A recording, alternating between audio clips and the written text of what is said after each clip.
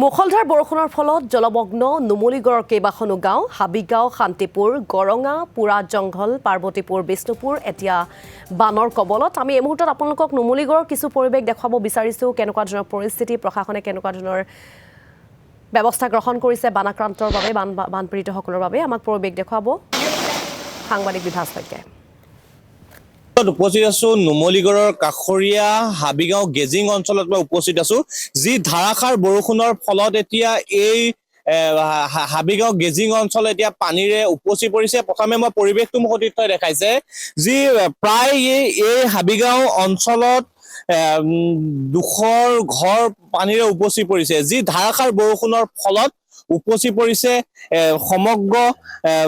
গাঁওখনৰ ঘৰসমূহত মানুহৰ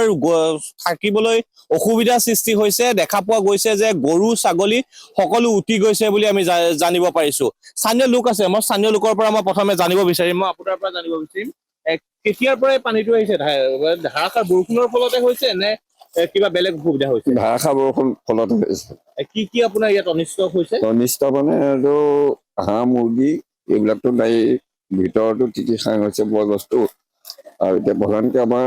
দিগদাৰ হৈছে মানে চাহ তাহ খোৱাকে আদি কৰি এইবিলাকৰ সেইকাৰণে মানে আপোনালোকক জনাইছো ইয়াৰ যেন কিবা এটা সুবিচাৰ কৰি আমাৰ গাঁওখনক নিৰাপত্তা কৰে যি এই অঞ্চলত আগতেও এনেকুৱা বানপানী হৈছে নে নাই হোৱা নাই কিমান বছৰ মানিব হৈছে ইয়াত আমি 55 বছৰ হ'ল বাস কৰা আৰু 87 চনতে গেজিং ভাঙিছিলো তেতিয়া এনেকুৱা বানপানী নাই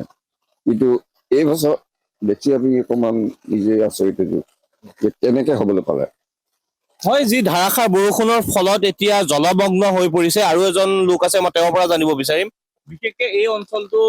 কৃষি প্ৰধান অঞ্চল সকলো দিন হাজিৰা কৰি জীৱন নিৰ্বাহ কৰে কিন্তু দেখা পোৱা গৈছে যি পানীৰ বাবে এতিয়া উপচি পৰিছে সকলো ঘৰত পানী সোমাইছে চৰকাৰে কিবা ব্যৱস্থা গ্ৰহণ কৰিছেনে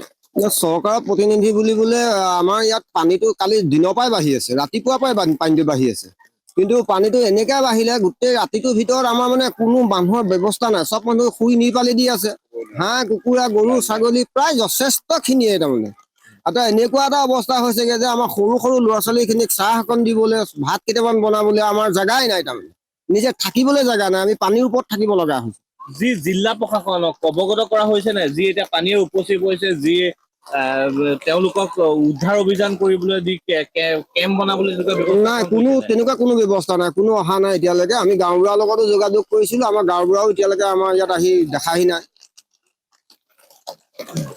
আৰু কি আপোনাৰ ইয়াত অনিষ্ট হৈছে অনিষ্ট মানে একোৱে নাই কল বাৰীৰ পৰা ধৰি খেতি পথাৰ ধান আপোনাৰ মানে হাঁহ কুকুৰা গৰু ছাগলী বাৰী কোনো বস্তুৱে এতিয়া মানে একো নাই আৰু অকল মুঠতে পানী পানী পানী হয় দেখা পোৱা গৈছে যে সকলো পানীৰে উপচি পৰিছে অকল এই হাবিগাঁৱে নহয় নুমলীগড়ৰ বিভিন্ন অঞ্চলত এতিয়া যি ধাৰাসাৰ বৰষুণৰ ফলত বানপানীৰ সৃষ্টি হৈছে আৰু এজন লোক আছে মই তেওঁৰ পৰা মই জানিব বিচাৰিম যি পানী উপচি আপোনাৰ ঘৰত পানী সোমাইছে নে সোমাই গ'ল ভিতৰত সোমাই গ'ল অনিষ্ট হৈছে চব অনিষ্ট হৈছে যে আমি খাবলৈ পৰা নাই ভাত খাব পৰা নাই চাহ খাব পৰা নাই